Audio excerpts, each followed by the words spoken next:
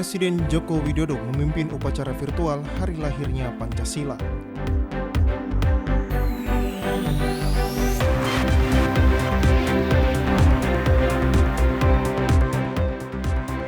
Gubernur Papua Barat dinobatkan sebagai Bapak Pembangunan oleh masyarakat di Papua Barat.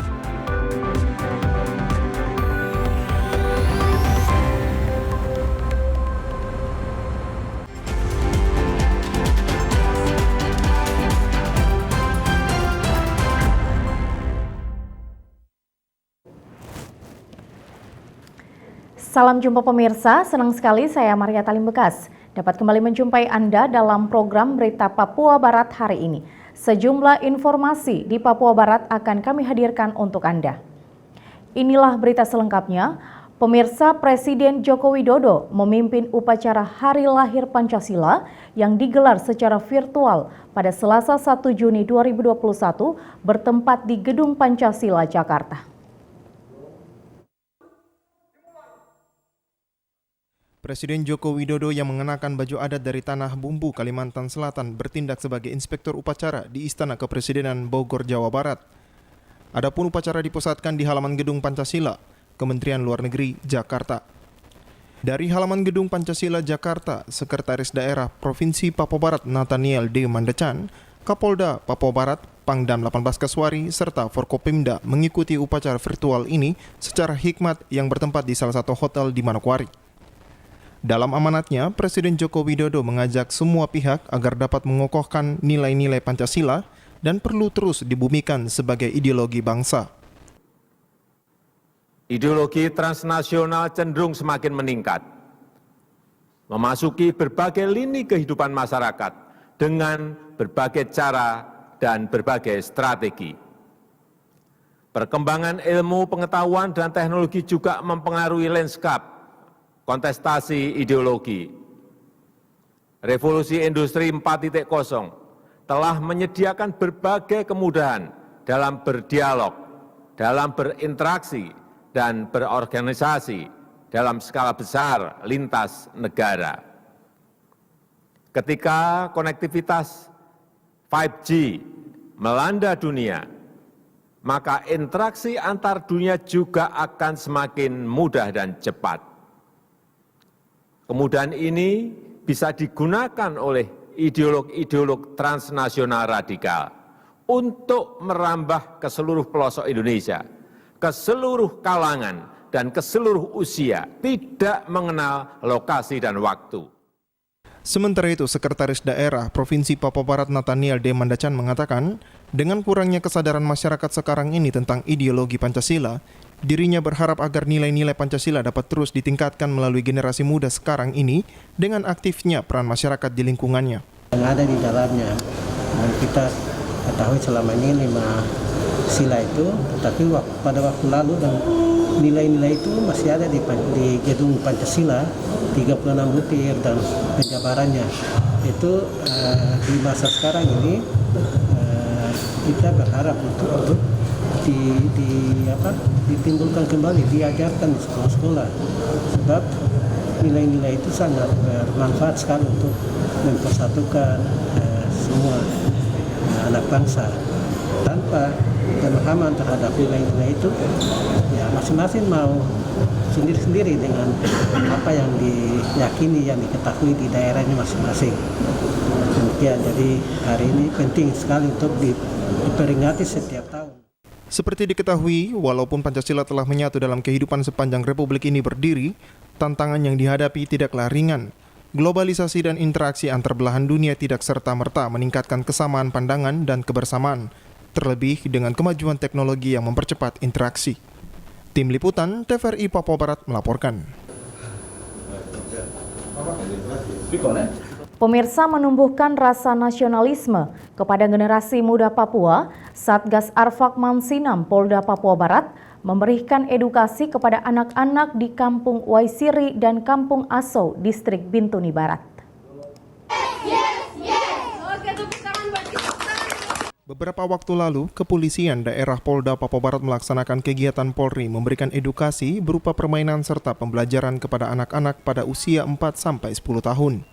Edukasi bagi anak-anak di Kampung Waisiri dan Kampung Aso, Distrik Bintuni Barat, Kabupaten Teluk Bintuni, dipimpin langsung oleh Direktur Binmas Polda Papua Barat.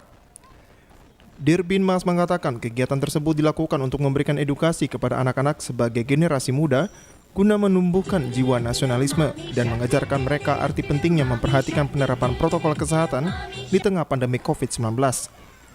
Tak hanya itu, kegiatan polisi mengajar tersebut juga bertujuan untuk menumbuhkan kekompakan yang baik pada anak-anak. Sementara itu, Kabid Humas Polda Papua Barat Kombes Polisi Adam Irwindi membenarkan bahwa Satgas Arfak Mansinam Polda Papua Barat sedang melaksanakan kegiatan di Kabupaten Teluk Bintuni untuk memberikan edukasi kepada anak-anak. Salah satu orang tua berterima kasih dengan adanya kegiatan pendidikan dari Polda Papua Barat dapat memberikan semangat bagi anak-anak untuk belajar karena adanya pandemi COVID-19. Proses belajar mengajar anak-anak tidak berjalan maksimal. Sendiri minta terima kasih bahwa bisa dari kepolisian datang, bisa penyuluhan buat kita pun anak-anak, kita makin lebih dekat untuk mereka bisa tahu, bisa mandiri akan ajaran ini. Jadi kita sebagai orang tua kita minta terima kasih dari kepolisian untuk bisa datang membimbing kami punya anak-anak karena selama ini pandemi buat ini sehingga mereka tidak ada punya kegiatan sama sekali, mungkin selain ke sekolah belajar tapi ada pakai waktu, ada pakai yang untuk pagi, ada yang siang tapi berbagi jam. Nah, mungkin di sini kami sebagai orang tua mungkin ada waktu-waktu yang bisa ada kunjungan seperti begini, kita orang tua mau. Jimmy Tabisu, TVRI Papua Barat melaporkan. Pemirsa, dinilai sukses dalam membangun Papua Barat. Gubernur Papua Barat dinobatkan sebagai Bapak Pembangunan oleh masyarakat di Papua Barat.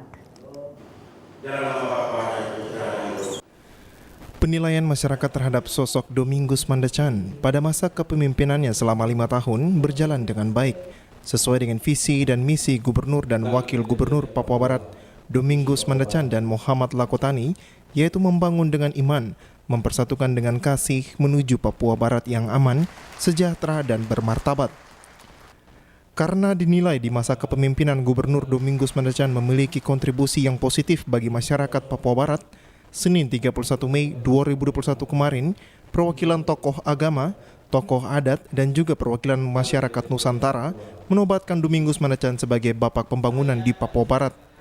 Ketua Majelis Ulama Indonesia Ahmad Nasrau mengatakan di masa kepemimpinan Bapak Domingus Mandacan selama 4 tahun, sudah banyak perubahan yang diterima di masyarakat, sehingga ia berharap seluruh masyarakat di Papua Barat mendukung Domingus Mandacan untuk maju pada periode kedua.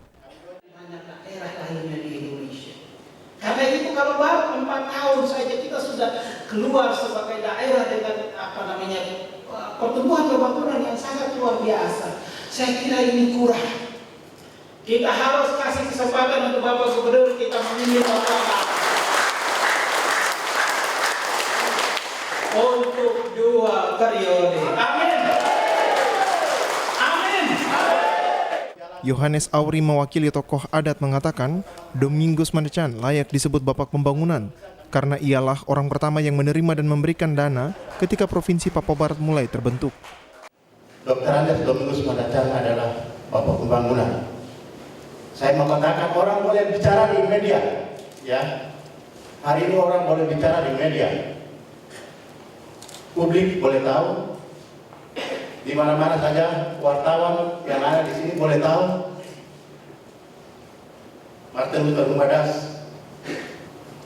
Dr. Anders Alberto Rey, mereka itulah yang menjadi kontribusi untuk provinsi ini.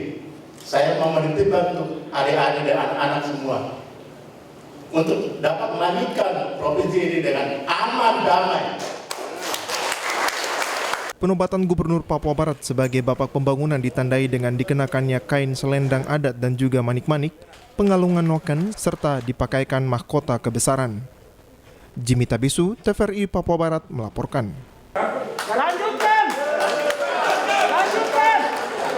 Pemirsa, jaringan penguji kendaraan bermotor yang belum beroperasi akibat dari kurangnya fasilitas pendukung di tahun ini akan di-launching sehingga dapat beroperasi guna mengoptimalkan keadaan kendaraan bermotor.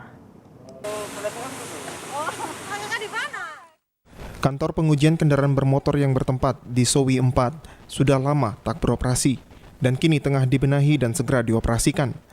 Sebelumnya, permasalahan lahan juga menjadi salah satu faktor yang membuat gedung penguji kendaraan bermotor ini terbengkalai.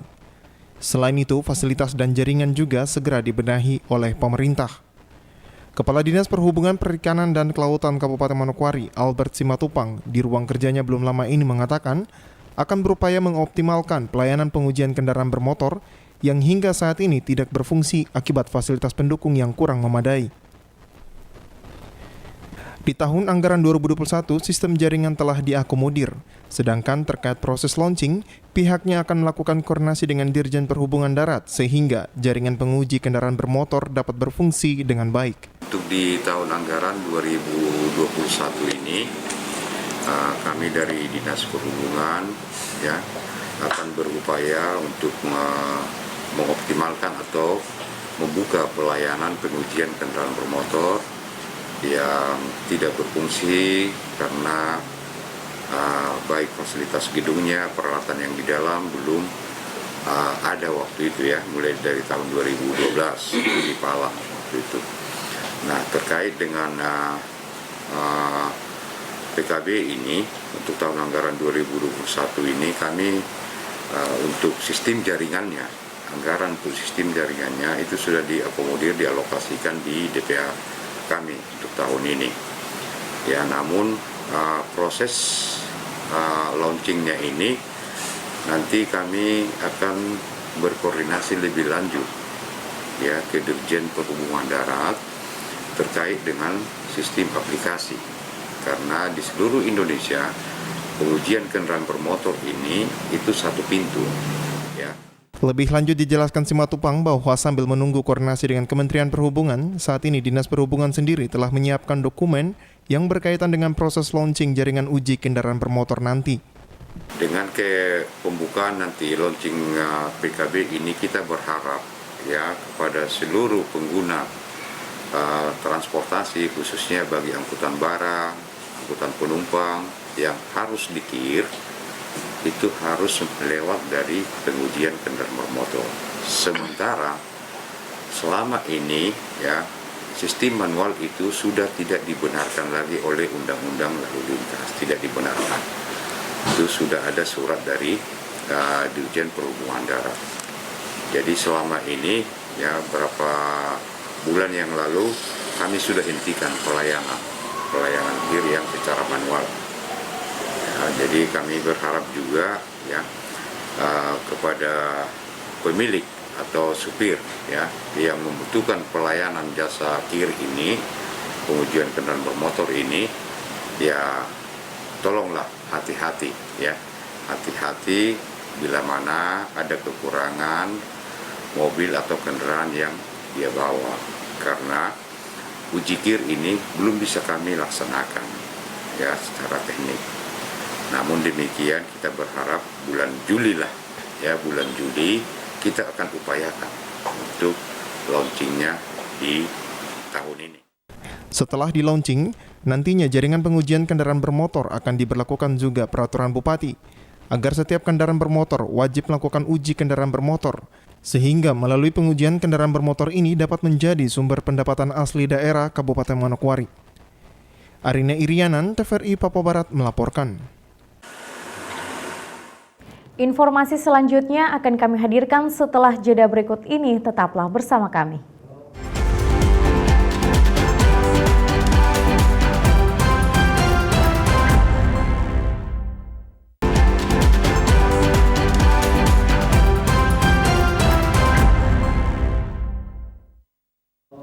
Terima kasih Anda masih bersama kami.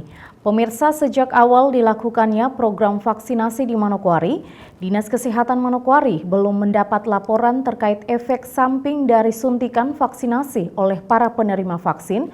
Oleh sebab itu, vaksin Sinovac dan AstraZeneca dinyatakan aman.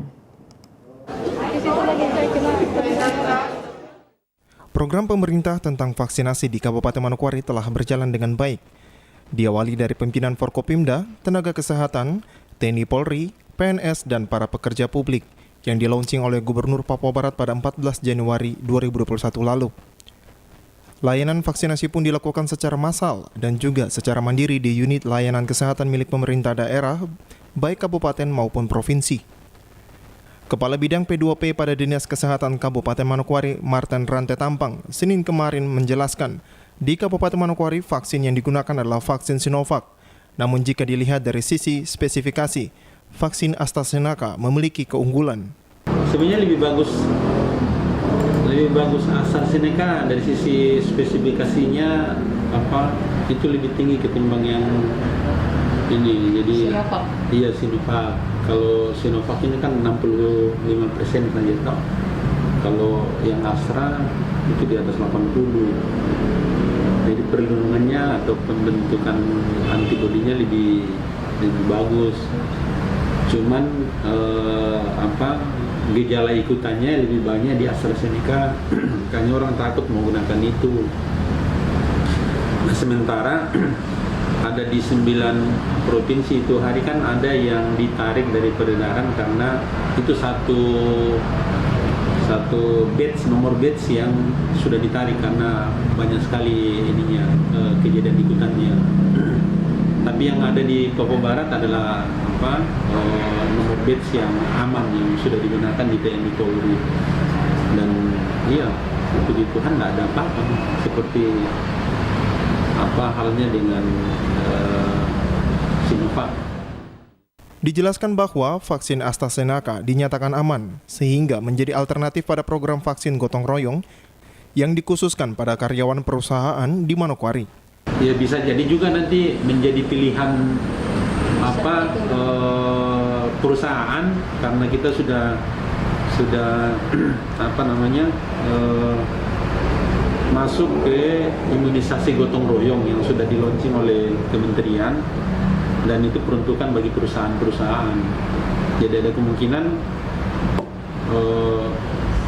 para perusahaan ini akan melaporkan ke kementerian atau mungkin melalui Bio Farma berapa sih karyawan mereka yang akan diimunisasi. Nah itu mereka bikin kerjasama MOU, penandatanganan MOU kerjasamanya untuk nanti mengajukan permintaan secara mandiri, artinya membeli ke Bio Farma berapa kebutuhan vaksinnya. Keluhan yang biasa ada, selayaknya yang biasa kita alami bahkan kita sendiri, mungkin rasa pusing, rasa mual, mungkin mengantuk atau pinginnya mau makan, yang biasa aja. Tapi juga ada beberapa kasus yang dilaporkan yang sempat dirujuk tapi itu tertangani dengan baik. Jadi sebenarnya sampai saat ini masih aman lah imunisasi. Karena vaksin Sinovac AstraZeneca telah dinyatakan aman, sehingga apabila pelayanan vaksinasi bagi masyarakat umum yang akan dilakukan pada bulan Juli mendatang, jelas Martin, di Kabupaten Manokwari masih menggunakan vaksin Sinovac. Namun, apabila stoknya habis, maka salah satu alternatifnya adalah vaksin AstraZeneca. Arina Irianan, TVRI Papua Barat melaporkan. Pemirsa, minuman keras berbagai merek dimusnahkan oleh Kepolisian Sektor Distrik Pravi. Diketahui pula seluruh kepala kampung sedistrik Pravi, tokoh masyarakat dan tokoh agama telah menyatakan sikap melarang peredaran minuman keras di wilayah dataran Pravi.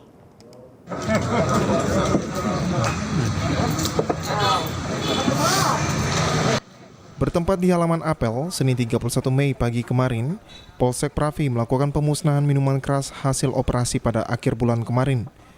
Pemusnahan miras itu dipimpin langsung oleh Kapolsek Pravi, Ibda Irienus Hutauruk, didampingi perwakilan Koramil Pravi, Kepala Distrik Pravi, bersama anggota DPRD Kabupaten Manokwari. Adapun pemusnahan dilakukan dengan cara menyiram seluruh minuman keras berbagai merek itu ke dalam drum yang telah disiapkan di lokasi.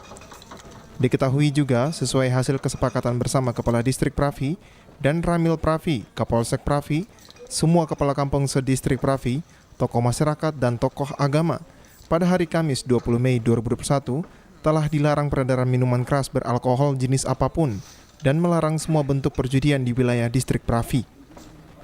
Adapun minuman beralkohol yang dimusnahkan, diantaranya 63 bir putih kaleng kecil, 52 bir putih kaleng besar, 18 bir hitam kaleng kecil, 83 botol anggur merah, 35 botol whisky Robinson, dan 7 botol vodka Robinson.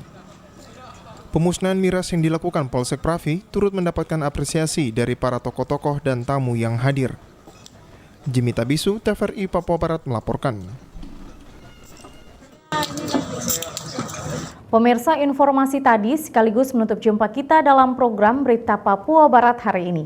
Kami tetap mengajak Anda untuk selalu mengikuti protokol kesehatan agar bersama semua pihak dapat memutus mata rantai penyebaran COVID-19. Atas nama kerabat kerja yang bertugas, saya Maria Talim Bekas mengucapkan terima kasih atas kebersamaan Anda dan sampai jumpa.